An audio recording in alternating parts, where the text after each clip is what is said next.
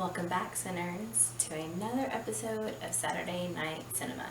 As always, I'm your host, Sawyer St. Sin, and I just want to go ahead and apologize for last week and not having an upload on Saturday, but I was without internet for like 2 days, so that really put a bummer in my uploading schedule, but that just means that tonight you get a double feature. I was gonna go Rocky Horror with it, Double feature picture show. I wanna go. Anyways, that's not what this is about. Haha. So, we're going to talk about, some franchise players today. 2 different franchises. Some people love both of them. Some people love one more than the other. I personally think that they're all great and they have room, in my heart.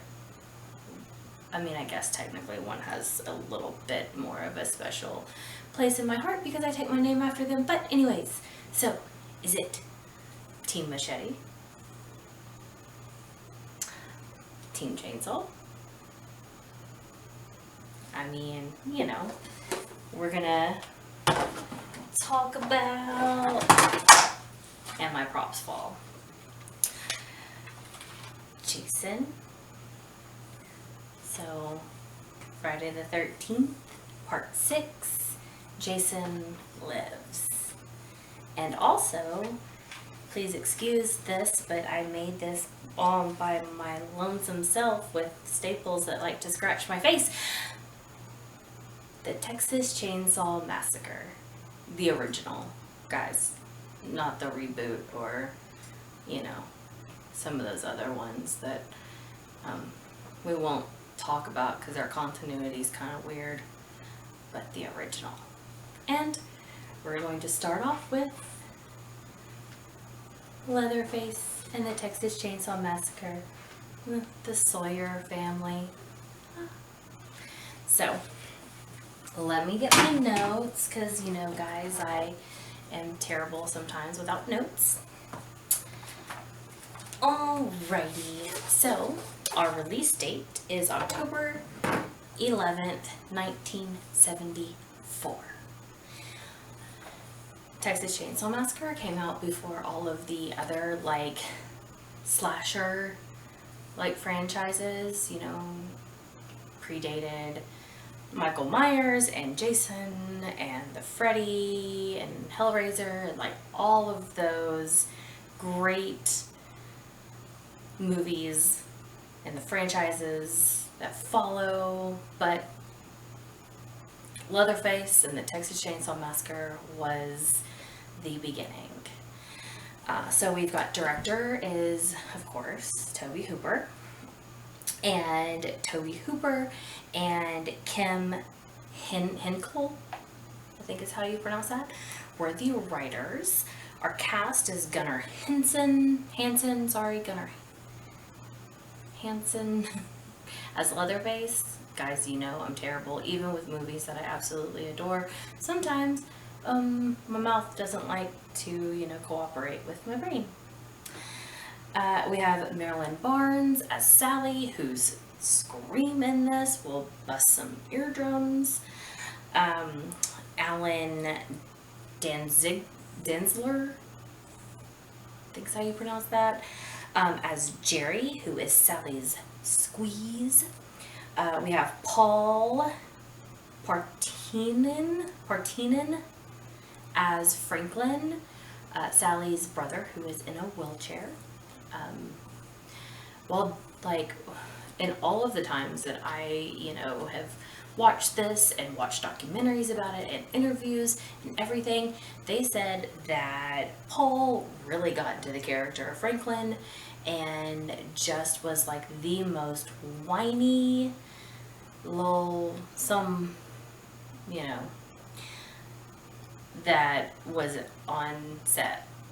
Everyone was just kind of done with him because they filmed in the middle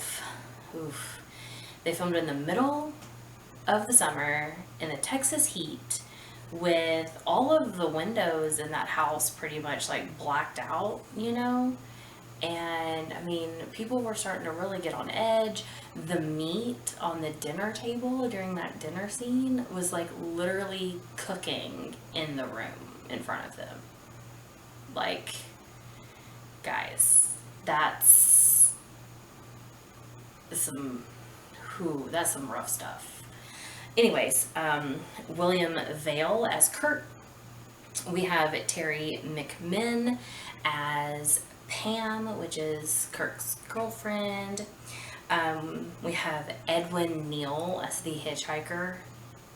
He modeled that character off of a nephew of his that had some developmental problems. Of course, like his nephew never ended up being like violent with anyone, but just some of the mannerisms and stuff he like adopted from that. We have Jim Sato. I'm so bad with names, guys. He's the old man. I like to call him Old Man Sawyer because he is part of the family. And then we have John Dugan as Grandpa. And John was like in his 20s when he did this role as Grandpa. And if you've seen the movie, you know, Grandpa is an old man. Like, on his deathbed old. So, I mean, props to the special effects artist, W.E. Burns, who just worked on the Grandpa prosthetics and makeup. So props to him because he did an amazing job making that man not look anywhere near what he actually looks like in real life. So, we're just gonna get on right into the story, right? Okay, so,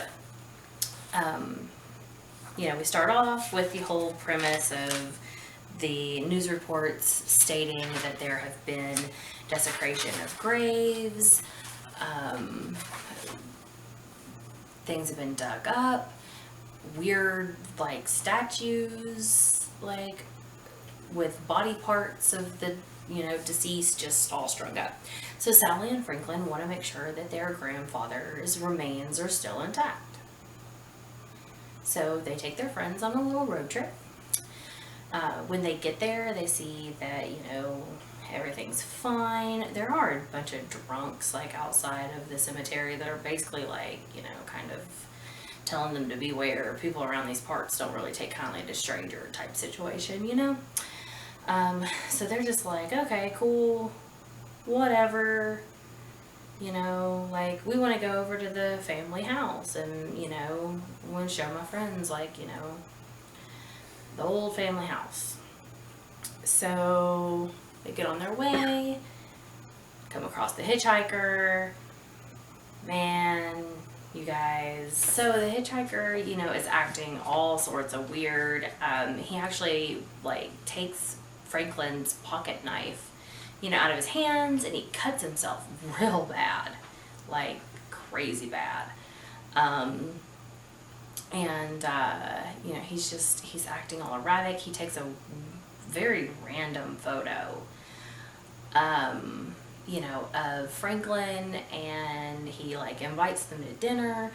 And when Franklin and the other guys are like, no, he's like demanding $2 like payment for the photo, and Franklin's like, no, man, no. And then he, like, lights it on fire and crumples it up and, like, just starts acting crazy. And before they, like, kick him out of the van, he, like, cuts Franklin's hand. And then, you know, he gets kicked out and he smears his blood all over their van. And just a very weird situation, right? Next stop is the gas station to fill up, but unfortunately, we heard in the news report earlier that there was a station, like a tanker station situation, that actually caught on fire. in Louisiana, so everyone's really out of gas. There's really, like, the gas station's just like, barbecue sandwiches. You guys come in here, get some of these barbecue sandwiches, hang out, whatever. But they're like, no, we really want to go to the family farm. And then again, like, this guy, is like, well, people around here, like, aren't very, keen on having strangers around. And that's when they also noticed that, there's blood on the van, and Franklin's really, like, paranoid that, like, the hitchhiker is going to come get them. Little does he know it's not really the hitchhiker that he has to worry about. But nonetheless, Franklin's a little paranoid. So they get to, around the farmhouse, and Pam and Kurt want to go down to the creek that Franklin had been talking about and cool off a little bit in the creek. Well, the creek's dried up. So they start wandering off, and they're like, maybe we can, find someone to, that has maybe a little bit of gas to where we can, get somewhere, whatever, right? So they come up on to the Sawyer house, and Pam gets mad at Kurt for something, and he's like knocking on the door while she's like sitting in a swing.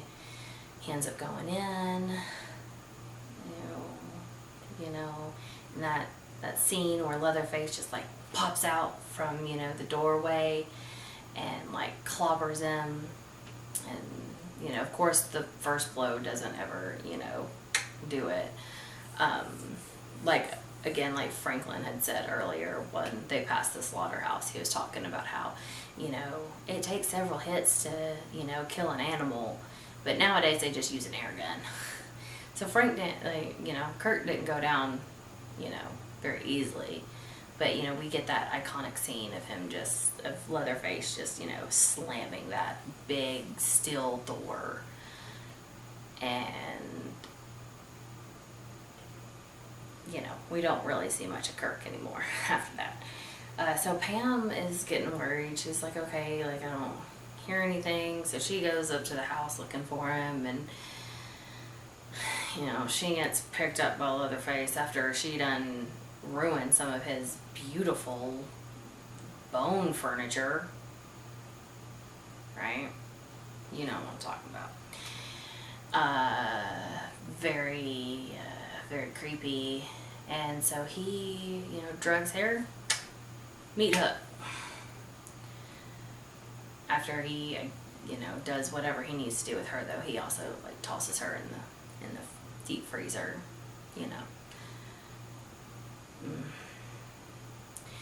So, cut to Jerry, Sally, and Franklin. Jerry's like, it's taking them kind of long. I'm gonna go, check on him, and then he ends up wandering into the Sawyer house and wandering into the kitchen where he thinks he hears something coming from the deep freeze, and he opens it up, and there's, Pam, and it looks like she just wasn't jiggling anything, but then like her body like springs up, and she's like, ah.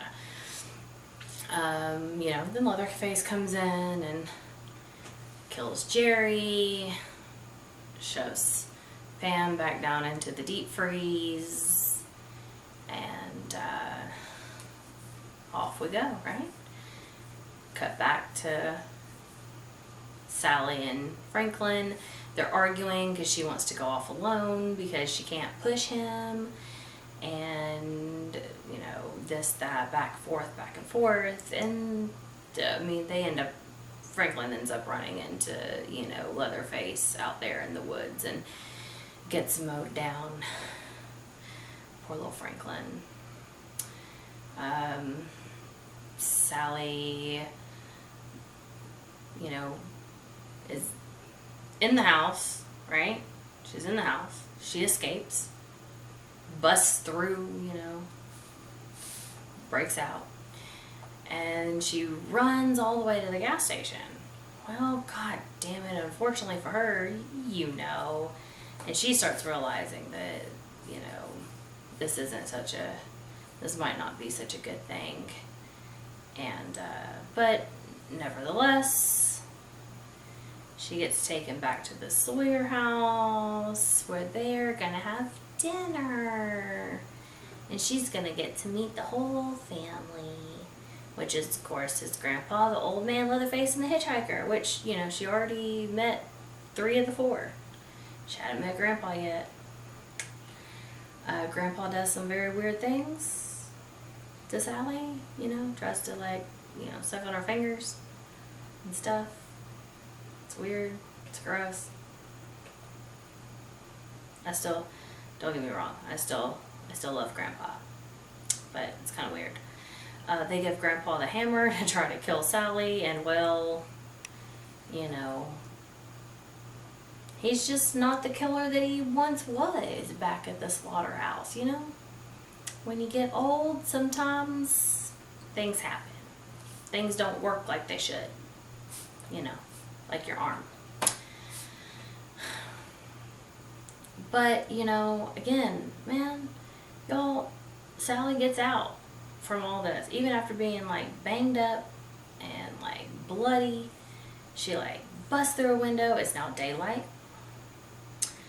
And she runs, and the hitchhiker, you know, is really close behind her the whole way, slicing her with his, like, knife. But she is able to run past the semi that's oncoming, but he is not, and the hitchhiker gets ran over, flattened like a pancake. You know, and she's going to the truck driver, trying to get in, and, you know, Leatherface behind, and, like, they just end up, like, getting in the truck and going out and, like, through, you know, the field, being chased by Leatherface. We never see what happens to the truck driver. Like, we don't know if he, like, gets killed or not. We just, you know. But anyways, so Sally's, you know, running, and she gets to, like, the other side of the, you know, to a road. I don't know exactly where, like, if it's the same road that the semi just came through or if it's a different one. But hops in the back of the truck just in time, because, like, she's just inches away from, you know, the chainsaw blade. And then, you know, that's when we get the other iconic scene from this, the chainsaw dance, from, you know, from Leatherface, because he's pissed, so mad, just so mad that she got away. You know, and as, you know, she's in the back of the truck and it's driving off, like, you know, crying and tears, like, go to laughter, because she actually did it. She actually got out. So, like,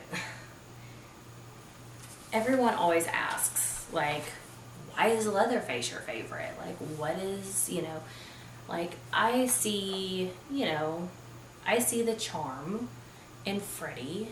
He's funny. He's got those really good one-liners, you know. It's great. He's great. Jason, you know, I mean, the backstory behind Jason is great, you know. A disabled child who, you know, camp counselors weren't paying attention to and he drowned. That's sad, right? That's very sad. Mike Myers, I mean, just seemed like everybody in his family was messed up, right? Just everybody had their own shit going on in that family. You know, Leatherface is, again, you know, a disturbed child, probably, you know, like Jason, and disabled in some sort of way. Just, you know, this is where he grew up, you know. You know, it's just a product of his environment with these, you know, people who have taught him things and then are very, very mean to him and force him, you know, to do some things that it sometimes doesn't seem like he really wants to do, but he has to for the family. You know, you know how that can be, right? Like you don't want to do it, but my family really wants me to, so let's do this. And again, I mean, I'm not saying that like it's okay to do this. This is entertainment anyways. But I sympathize with him because it seems like everyone is very mean to him. Very, very mean to him. It's uncalled for. And in the second one, if you watch the second one, there's someone who, I mean, she does it out of like, try to like save her life, but she kind of, flirts with him and, you see a little soft spot. He doesn't kill her, so it worked, but anyways. Let's go on to Jason. Do you like my Jason mask? He was a gift from a very, very nice friend of mine. I'm not going to say his name. I don't name drop like that. But he's very nice. Anyways. Okay. So Friday the 13th, Part 6, Jason Lives. It's a very long title. Release date. Oh man, guys, I didn't write down the release date. How terrible am I? I know it was 1986. That I do know. Director is Tom McLaughlin. Is that how you pronounce that? McLaughlin. He also wrote it along with Sean Cunningham and Victor Miller. Sean and Victor were more writing like some things of the characters necessarily, whereas Tom kind of did more of like the screenplay-ish, you get it, you get me. Anyways, so the cast, I only wrote down like our key players in the cast because there's a lot of people that don't really have, I mean, why learn their names if they're just gonna get killed anyways, right? Right. Okay, so we have Tom Matthews as Tommy, which, if you've been here before, you would know that he is also in Return of the Living Dead. He was the stupid one who opened the Easter egg. Stupid. He's a lot smarter in this one, though. I mean, he lives. If that makes any sense. I mean, there are times that I was like, oh my god, you're such an idiot. But I mean, he makes it out alive. So, you gotta give him credit for that, right? We got Jennifer Cook as Megan. David Keegan as Sheriff Garris, who is Megan's father. And then we have CJ Graham as Jason. So, special effects for this was Brian Wade, and this one is not as it's not as gory as what some of the other ones are. Like there's like a scene that I know for sure that like it could have been way gorier. I mean, there is gore, but it's not as bad as what it usually is for a Friday the 13th movie. Okay. Soundtrack. Guys, we have 4 songs total. 3 of them are Alice Cooper. So we have, of course, He's Back. Parentheses, The Man Behind the Mask. I mean, that literally was done for this movie. Then we have Teenage Frankenstein. It's a great song. Absolutely great. And then Hard Rock Summer, which I had not heard of previous to this movie. But I am always welcome to new Alice Cooper things that I have not heard before, because I love Alice. And here's praying that I actually get to go see him on tour this year. Please, Jesus, let's not have this canceled. Okay? Thank you. And then we have a song Animal by the band Felony. Now, I don't know who Felony is, but it's hair metal. Because it was 86, and that is what we were doing with horror movies. You know, a lot around in this time, a lot of horror movies were featuring, you know, hair metal bands of the time pretty heavily. Sometimes it's good, like Man Behind the Mask, and sometimes it's, you know, not so good. But hey, hair metal had its purpose and its time in the sun. Not all of it was good, some of it was great. Anywho, so let's get into the deets of part 6. All right, so part 6 again follows Tommy. We've got 4, 5, and 6 that all have Tommy. Now, Jason was in 4, Jason was not in 5, and then Jason is in 6, right? Okay, so we start off with Tommy and a friend from the institution that he was in. Going to the cemetery to see Jason's grave. Because Tommy just he feels compelled to just see it for himself, to make sure that he is dead. Which I've learned this because I mean, I haven't really watched 4, 5, or 6 until now. But like doing some other research, I learned that actually in one of them, like, he kills Jason. Jason's cremated, but in this one, his body is like in the ground in a grave, like with maggots. So, listen,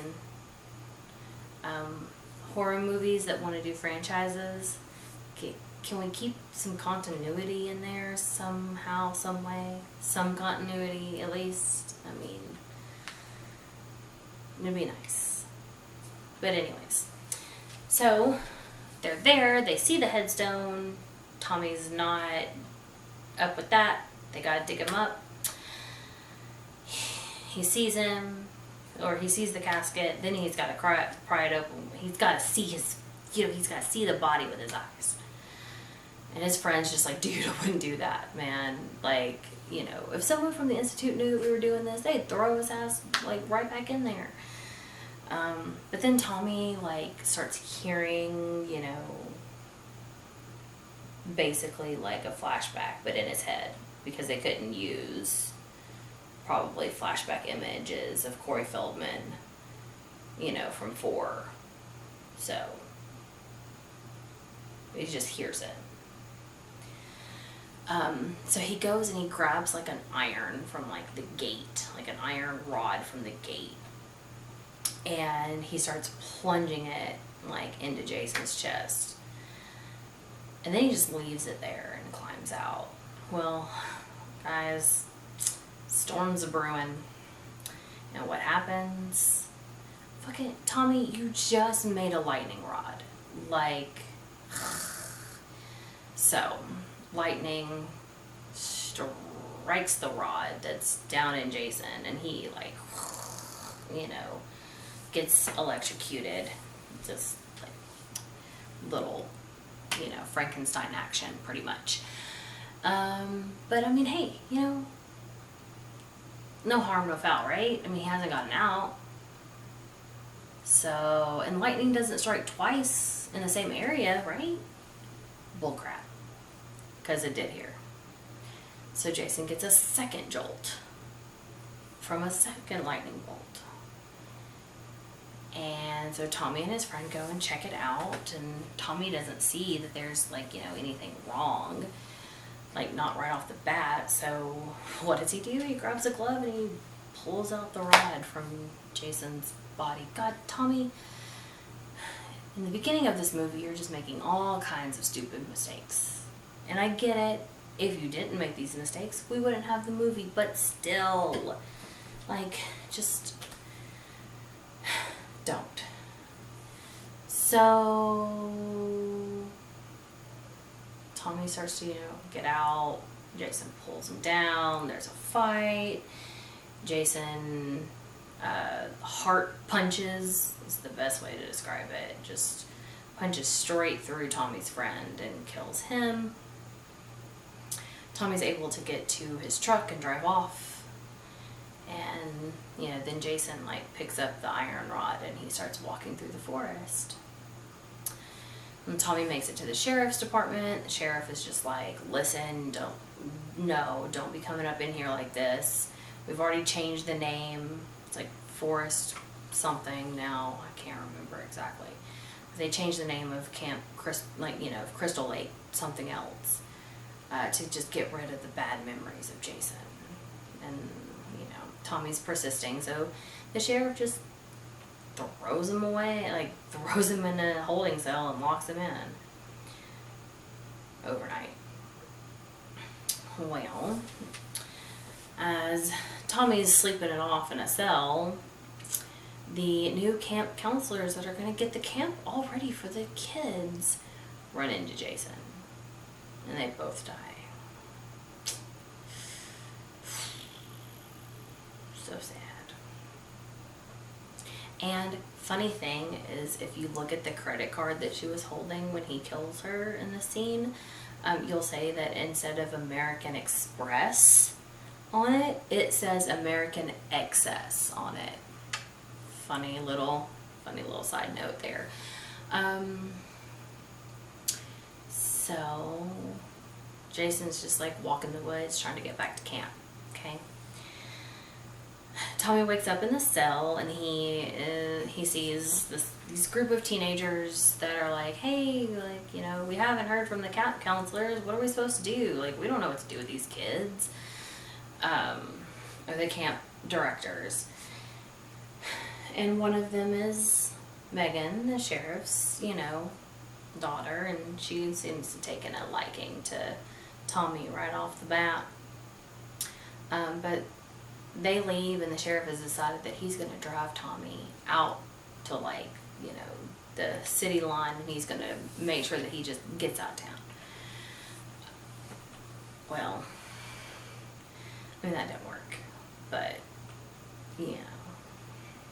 so we cut to Jason again in the woods.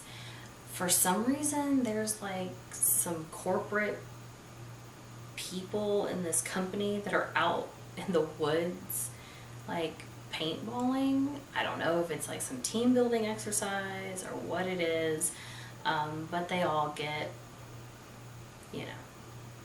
they all run into Jason. And the first guy that Jason kills, he has a machete, and he's going through the woods with the machete, and he's pissed because, he got shot by the woman, and so he's mad because she should be at home, whatever. But this is when, Jason kills him, rips his arm off with his arm still holding the machete, which is really funny because Jason's just but Jason gets his, signature machete at that point, decapitates 3 people at once. This is the scene where it could have been a lot gorier, but I think in an uncut version, you see the heads hitting the ground, but in the version that I could watch, you don't get that. So then, cut to the young teenage counselors going to the campgrounds and the kids showing up.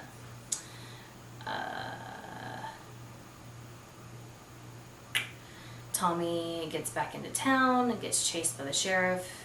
Tommy goes and, they're following him to try to make sure that he, gets out.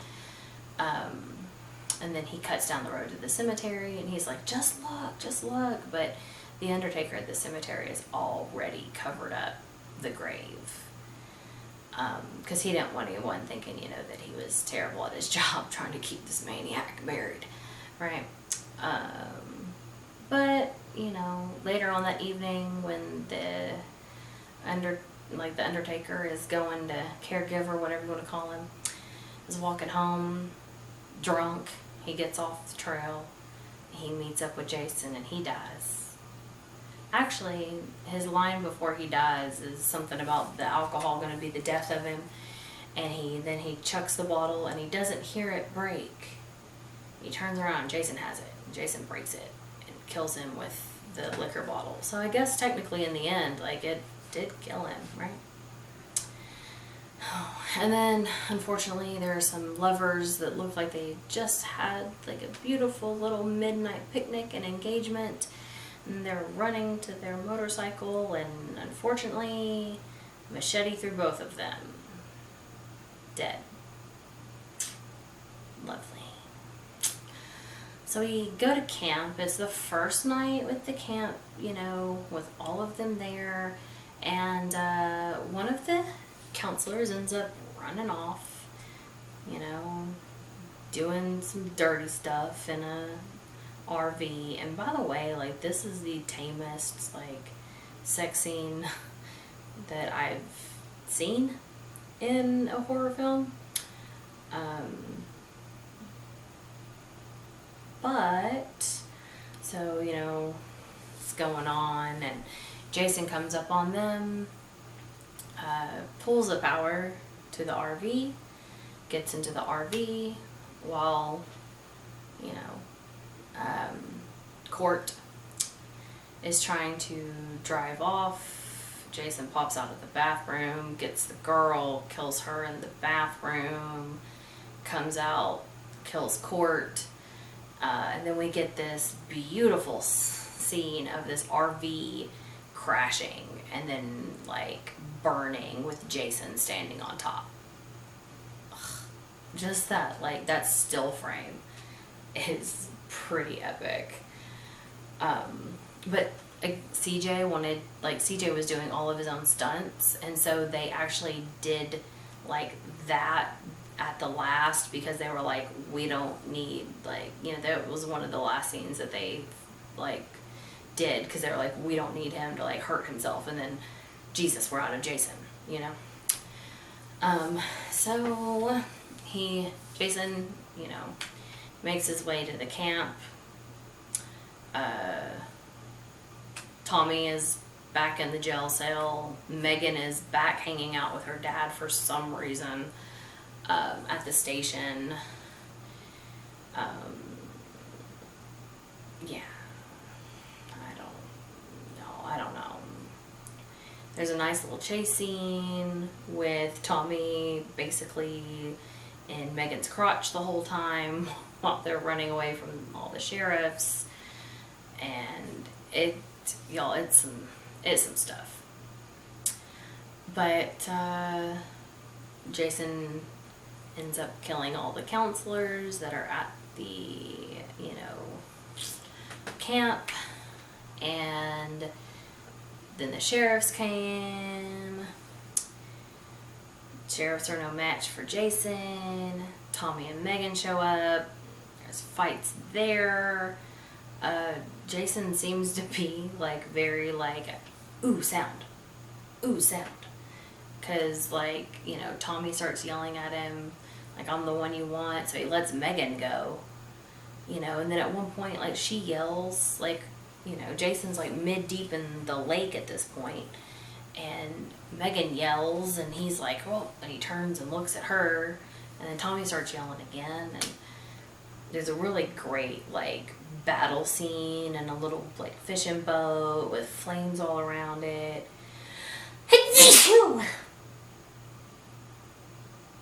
Sorry about that. And Tommy has decided that the only way to get rid of Jason is to you have to kill him in the spot in which he had died in the first place, or resurrected from the first place. So it's kind of this whatever that he's got that he's read. So he has a rock with a chain around it. And in all the struggles of him and Jason, like trying to drown each other, he's able to get the chain around Jason's neck. And about that time, the boat just like, so the rock sinks to the bottom. But Jason has Tommy like by the throat, and he's just choking him out. And when he feels like Tommy like is, dead, then he lets go of him and Tommy raises to the top. Megan runs, leaves the kids, y'all stay here, and she runs in, jumps in, is trying to save Tommy, but oh shit, Jason grabs her, right? Because it really seems like he's only like maybe 10 inches under the water. Because she's able to, like, it takes a few times, but she's able to get the motor of the boat going, and she aims it just right to where, like, it, like, cuts Jason all up, and I'm assuming, like, it's got to be somewhere around his neck area, but, like, seems like she kills him. And she swims Tommy to the shore, gives him CPR, he coughs up a lot of water, and he's alive. And they all just hug, and they're all happy, and everything's good, right? Next morning, we get a shot of the lake, and they pan down to underneath the lake, and Jason opens an eye. And that's the end of that. So, if you haven't checked out either one of those, go check them out. And we're not going to have the normal pool. I've heard that I've gotten something delivered. Alright, so let's just, see what we've got here. This is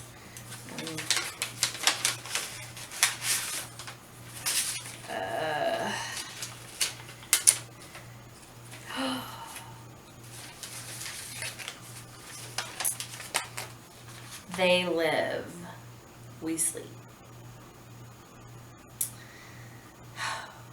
Guys, I haven't seen this one, but it's marries two things that I love so much. Horror movies and Hot Rod. Roddy Piper. If you don't know who he is, look it up. So, I guess next week, They Live. Till then, have a good night, guys. Bye.